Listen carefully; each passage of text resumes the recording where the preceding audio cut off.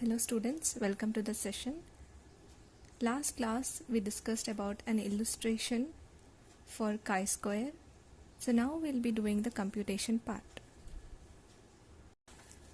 Here you have learned about a group of students who are divided into being girls and boys.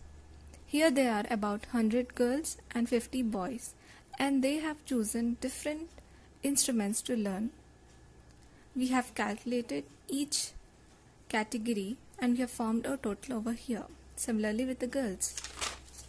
Now the question arises is, was the choice attribute to the gender of the student?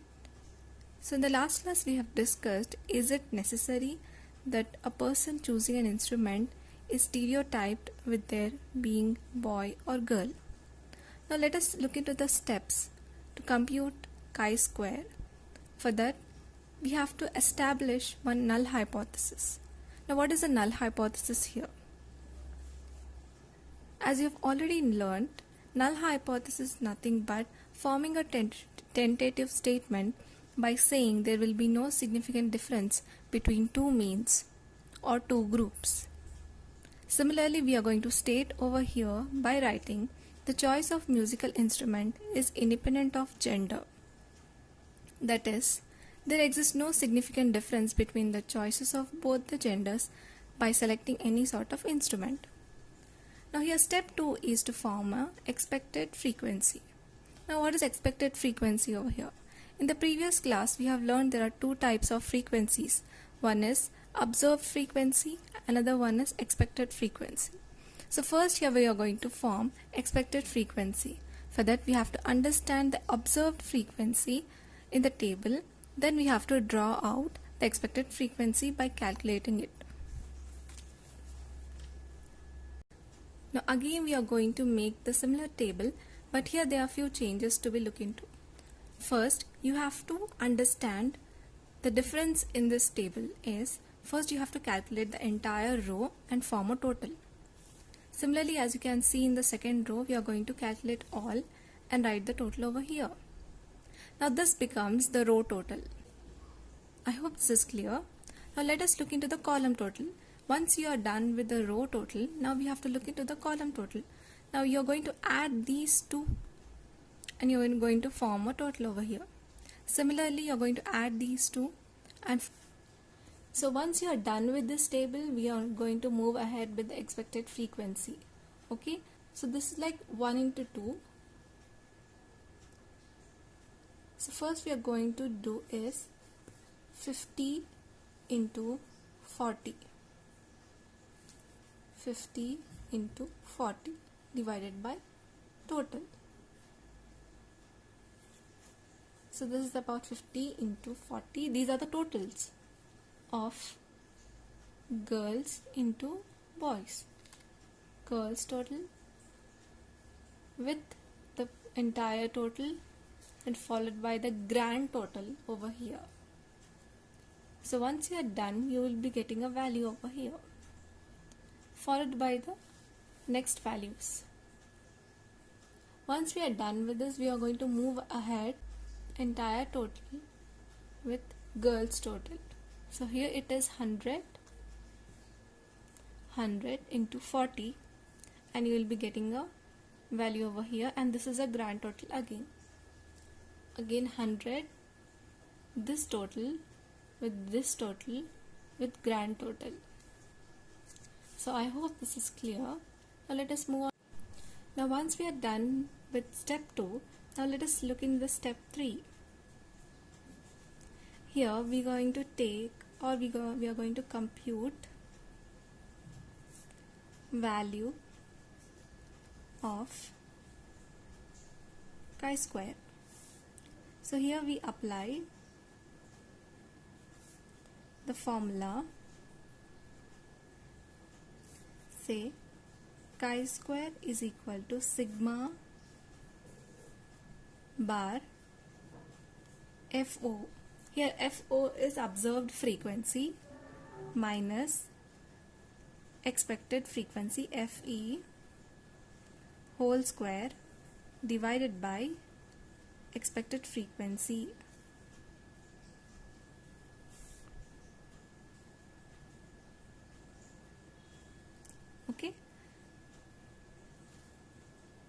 So now let us tabulate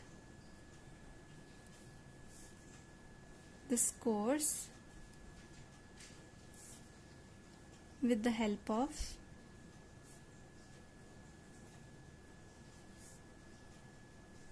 the formula. Now again you are going to form a table saying first we go with observed frequency, then expected frequency, then observed frequency minus expected frequency, then observed frequency minus expected frequency whole square, then observed frequency minus expected frequency whole square divided by expected frequency. So this is how the table should be. And here FO is nothing but the raw scores given in the question, and expected frequency are the total that you are going to get from the raw score. These values are expected frequencies, all these values. So you are going to write all the values over here.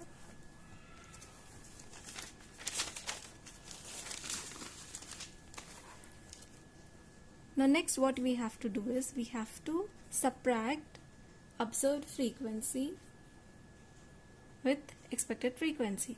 For example, we have about 5 as a raw score. Subtracting it with the expected frequency, for example we got about 13.33, so we'll be getting about 8.33 over here. So this will be this value. This will be observed frequency minus expected frequency. Now this have to be squared. So here we are going to square the value.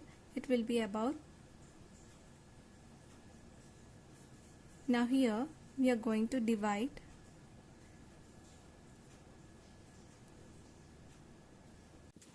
so once again I'll tell you what you have to do for chi-square calculation. Step 1 will be calculating rho.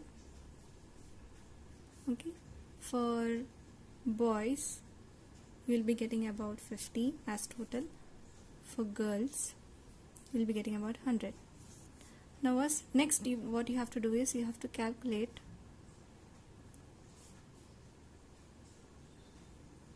column part, that is boys, first column girls. Okay, together first you will be getting a total of 40 for the first. Similarly for all the tables. Next, step 2 is to calculate expected frequency, that is, for example, row into column divided by grand total. Row total, column total, first column total, second, third, fourth individually, okay, with the grand total. For example, here we got 50 into 40 by 150, so you will be getting about 13.33. Similarly, you have to calculate for all the columns. Now step 3 was formula, and we have to extract this formula by writing expected frequency, Now next step is to extract the formula. Observed frequency, expected frequency, observed frequency minus expected frequency, again squaring these two, then dividing it with expected frequency. let us move on to the step 4. Now step 4 is to test null hypothesis that we have found earlier. Here we are going to take help of degree of freedom, and here the calculating part of degree of freedom is different from t-test. So in t-test we had n1 minus 1 or n2 minus 1 or n1 plus n2 minus 2. So this was for t-test. Now here it will be different. Here we are going to take help of row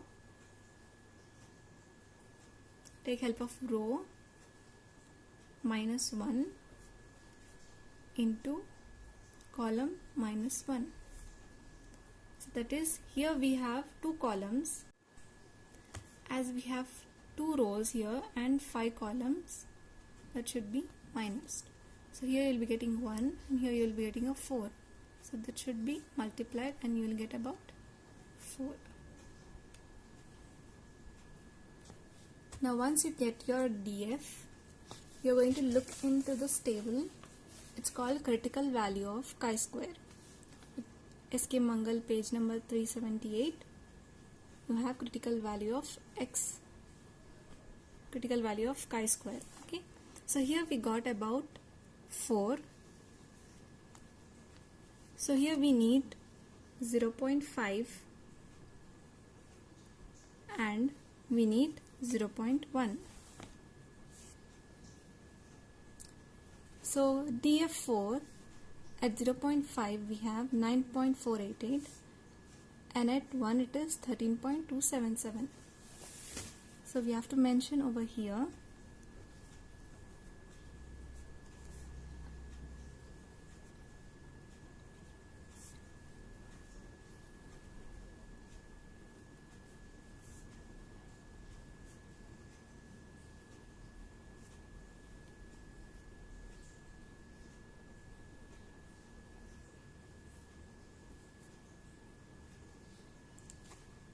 now at what level we are going to see this. Now what is the exact chi-square value we got, where exactly this is. Now once you go back to your table, over here, once you add all the values of this column, you will be getting about chi-square is equal to, you will get a proper value of 24.58. For example, once you add all these column values, you will be getting a chi-square. So this should be adding that over here. Now what total we got is about 24.58. Now this should be cross-checked with 0.05 level, significance level and 0.01. So this value is greater than 9.4 and 13.27. So what does it say when the value is greater or equal to? So what we can prove? It says that the null hypothesis is rejected because the value is greater than the obtained DF values. So we can say that the null hypothesis is rejected at both the levels. So therefore there is a choice of instrumental music instrument is something related to gender. So this is how test of independence need to be done. But this sum is for 1 into 2 contingency table. So in the next class we'll be learning about 2 into 2 contingency test of independence table for chi-square.